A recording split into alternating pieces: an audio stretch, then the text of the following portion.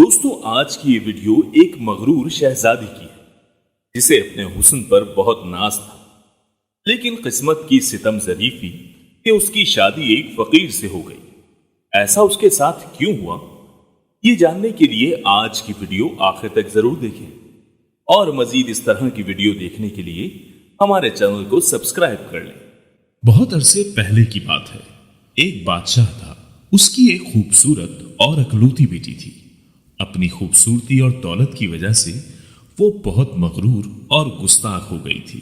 جب بھی کہیں سے اس کے لیے شادی کا پیغام آتا وہ اسے ٹھکرا دیتی اور اس کا خوب مذاق اڑاتی تھی۔ ایک دن بادشاہ نے ایک بڑی دعوت کی اور اس میں شہزادی سے شادی کرنے والے تمام امیدواروں کو بلایا۔ سب لوگ اپنے اپنے مرتبے کے لحاظ سے کرسیوں پر بیٹھ گئے۔ شہزادی اس دعوت میں اپنی کنیزوں کے ساتھ بڑے مغرورانہ انداز میں آئی۔ وہ جس امیدوار کے پاس سے گزرتی اس کو بڑی حقارت سے دیکھتی۔ جب وہ ایک شہزادے کے پاس پہنچی جو بہت موٹا تھا تو اس نے اپنی کنیزوں سے ہنستے ہوئے کہا، یہ تو گول ٹب ہے۔ دوسرے امیدوار کو دیکھ کر اس نے کہا، کیسا کھمبے کی طرح لگتا ہے۔ ایک شہزادہ بہت چھوٹا لگا تو اس نے کہا، ذرا چھوٹو موٹو کو تو دیکھو۔ ایک نواب بہت گورا تھا، شہزادی نے اس کو سفید چوہا کہا۔ ایک امیر کا رنگ سرخ تھا تو اس نے اسے مرغ کی کلگی کہہ کر پکارا۔ اسی طرح وہ ہر امیدوار کی بے عزتی کرتی رہی، لیکن وہ ایک بادشاہ کو دیکھ کر تو بہت ہنسی کیونکہ اس کی داڑھی تھی۔ اس نے مذاق اڑاتے ہوئے کہا، ذرا اسے دیکھو، اس نے اپنے چہرے پر کیسی جھاڑ پوچھ اگا رکھی ہے۔ بادشاہ نے جب دیکھا کہ اس کی بیٹی نے مہمانوں کی بہت بے عزتی کی ہے تو اسے بہت غصہ آیا۔ اس نے بھرے دربار میں یہ اعلان کیا کہ شہزادی پسند کرے یا نہ کرے، مگر اب میں اس کی شادی کسی فقیر سے کروں گا۔ اس اعلان کے بعد تمام لوگ وہاں سے چلے گئے۔ کچھ ہی دیر بعد ایک آوارہ گرد گویّا آیا جو گلی کوچوں میں گھوم کر گانا گایا کرتا تھا۔ اس نے شاہی محل کے نیچے کھڑکی کے قریب کھڑے ہو کر گانا گانا شروع کر دیا۔ بادشاہ نے اس کی آواز سنی تو ایک خادم کو حکم دیا کہ اس فقیر کو اندر بلا لاؤ۔ خادم پھٹے پرانے کپڑوں والے فقیر کو لے آیا۔ اس فقیر گویے نے بادشاہ اور شہزادی کے سامنے بہت اچھا گانا گایا اور بادشاہ سے انعام مانگا۔ بادشاہ نے کہا، تم نے بہت اچھا گانا سنایا ہے، میں تمہیں بہت اچھا انعام دوں گا۔ میں اپنی بیٹی کی شادی تم سے کروں گا۔ جب شہزادی نے یہ سنا تو وہ بدحواس ہو گئی، وہ بہت روئی پیٹی، مگر بادشاہ نے اس کی ایک نہ سنی۔ بادشاہ نے اسے ڈانٹتے ہوئے کہا، میں نے مہمانوں کے سامنے قسم کھائی تھی کہ تمہاری شادی کسی فقیر سے کروں گا، اب میں وہ قسم پوری کر رہا ہوں۔ یہ کہہ کر بادشاہ نے قاضی کو بلایا اور مغرور شہزادی کی شادی آوارہ گرد گویے کے ساتھ کرا دی، اور پھر حکم دیا کہ تم اپنے شوہر کے ساتھ جانے کی تیاری کرو۔ شہزادی روتی پیٹتی فقیر کے ساتھ چل دی۔ راستے میں وہ ایک شکارگاہ سے گزرے۔ اتنی بڑی شکارگاہ کو دیکھ کر وہ حیران رہ گئی۔ اس نے فقیر سے پوچھا، یہ شکارگاہ کس کی ہے؟ میں نے سنا ہے کہ تم نے ایک داڑھی والے بادشاہ کا مذاق اڑایا تھا۔ یہ شکارگاہ اسی کی ہے، اگر تم اس سے شادی کر لیتی تو یہ تمہاری ملکیت ہو جاتی۔ فقیر نے جواب دیا، یہ میں نے کیا کیا؟ اس نے ٹھنڈی سانس دے کر کہا۔ اس کے بعد وہ بہت خوبصورت باغوں میں پہنچے۔ ان کو دیکھ کر شہزادی نے پھر پوچھا، یہ کس کے ہیں؟ یہ باغ بھی اسی داڑھی والے کے ہیں، فقیر نے آہستہ سے کہا۔ شہزادی نے افسوس بھرے لہجے میں کہا، میں بھی کتنی بد نصیب ہوں۔ پھر وہ ایک بڑے عظیم و شان شہر میں داخل ہوئے۔ اتنا بڑا اور خوبصورت شہر دیکھ کر شہزادی حیران رہ گئی۔ اس نے پوچھا، اس شہر کا مالک کون ہے؟ فقیر نے اسے بتایا، یہ شہر داڑھی والے بادشاہ کے ملک کا پایہ تخت ہے، اگر تم اس سے شادی کر لیتی تو یہ سب کچھ تمہارا ہوتا۔ اوہ، میں نے بڑی غلطی کی، کاش میں اس سے شادی کر لیتی، شہزادی نے پچھتاتے ہوئے کہا۔ فقیر شوہر نے ناراض ہوتے ہوئے کہا، مجھے اس سے کوئی مطلب نہیں، مگر تم میرے ہوتے ہوئے دوسرے مرد کی باتیں کیوں کر رہی ہو؟ کیا مجھ میں کوئی کمی ہے؟ اس طرح کی باتیں کرتے ہوئے وہ ایک چھوٹی سی جھونپڑی کے قریب پہنچے۔ کیسی بدنما اور چھوٹی سی جھونپڑی ہے، یہ کس کی ہے؟ شہزادی نے پوچھا۔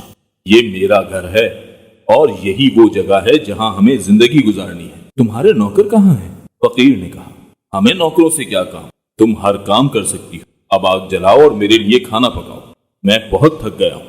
चूंकि शहजादी को खाना पकाना ना आता था, इसलिए फकीर ने उसकी मदद की और कुछ देर बाद उन्होंने उल्टा सीधा खाना पकाकर खा लिया और सो गए।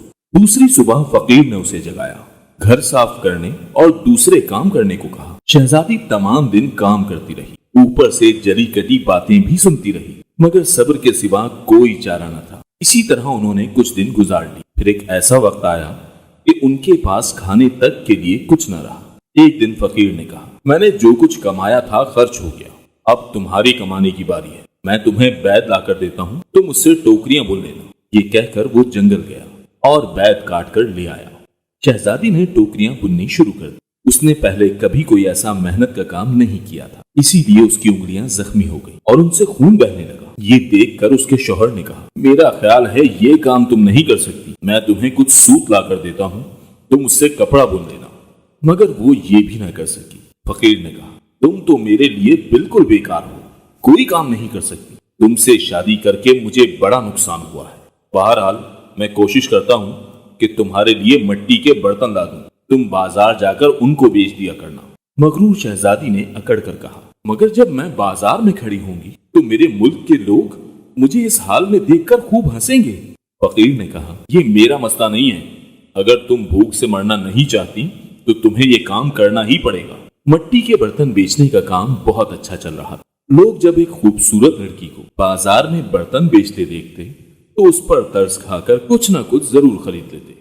बर्तन बिक गए तो फकीर ने और बर्तन लाकर दे दिए। इसी दौरान एक गसील और बदमिजाज सिपाही वहां से गुजरा। उसने बाजार के बीच में बर्तन रखे हुए देखकर उन्हें लात मारकर तोड़ दिया और कहा कि आइंदा इस तरह रास्ता मत घेरना। शहजादी बहुत परेशान हुई। उसने सारा वाकया घर आकर अपने शौहर को सुनाया। तुम इंतहाई बेवकूफ हो, तुमसे किसने कहा था कि बीच बाजार में बर्तन लेकर बैठ जाओ? आखिर वहां से लोगों को गुजरने में दुश्वारी होती है। मेरा ख्याल है कि ये भी तुम्हारे बस का काम नहीं है। खैर, मैं शाही महल जाऊंगा, हो सकता है वहां तुम्हारे लिए कोई काम निकल आए। ये कहकर वो शाही महल रवाना हो गया। शाम को फकीर ने वापस आकर कहा, शाही महल में तुम्हारे लिए मददगार बावर्चन की जगह मिल गई है, अब कम से कम हमें खाने को खूब मिल जाया करेगा। और इस तरह एक मगरूर शहजादी एक मददगार बावर्चन बन गई।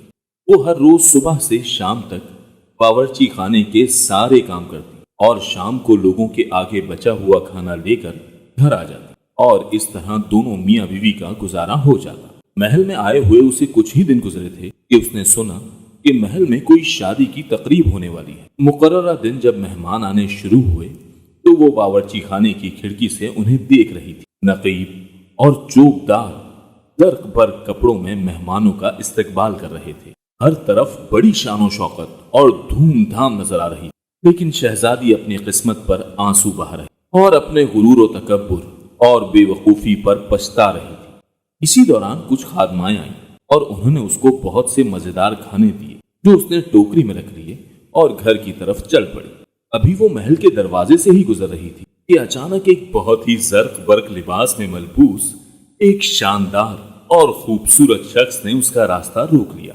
शहजादी ने निगाह उठाकर देखा, ये तो वही दाढ़ी वाला बादशाह था जिसका उसने खूब मजाक उड़ाया था। वो खौफ और शर्म से कांपने लगी। बादशाह उसे लेकर हाल में पहुंचा। इतने सारे लोगों को देखकर उसका अपने ऊपर काबू न रहा और घबराहट में टोकरी उसके हाथ से गिर गई और उसमें से खाना निकलकर चारों तरफ बिखर गया। तमाम दरबारी हंसने लगे। शहजादी का ये हाल कि किसी तरह जमीन फट जाती तो वो इसमें समा जाती। उसने झटके से अपना हाथ छुड़ा लिया और भागना चाहती थी कि बादशाह ने लपक कर उसे दोबारा पकड़ लिया और बड़ी नरमी से बोला, डरो मत, क्या तुम मुझे नहीं पहचानते? मैं वही आवारा गर्द गवैया हूँ जो तुम्हारे साथ झोंपड़ी में रहता है। मैं वही सिपाही हूँ जिसने तुम्हारे बर्तन तोड़े थे। ये सब कुछ मैंने इसलिए किया था कि मैं तुम्हें पसंद करता था और तुमसे शादी करना चाहता था। अब तुम्हारे गुरूर का इलाज हो चुका है और तुम्हें अच्छा सबक मिल गया है। पिछली बातों को भूल जाओ। देखो, आज हमारी शादी की तकरीब हो रही। उसी वक्त कनीज़ें आईं और उसे अपने साथ ले गईं। शहजादी को नहलाकर दुल्हन का लिबास पहनाया। जब वो दोबारा हाल में आई तो देखा कि उसके वालिदैन और उसके तमाम दरबारी भी वहां मौजूद हैं। तब लोगों ने उसे मुबारकबाद दी। अब शहजादी बिल्कुल बदल चुकी थी। उसका गुरूर, अकड़ اور دوسروں سے نفرت ختم ہو چکی تھی۔ اس نے زندہ رہنے کا ڈھنگ سیکھ لیا تھا۔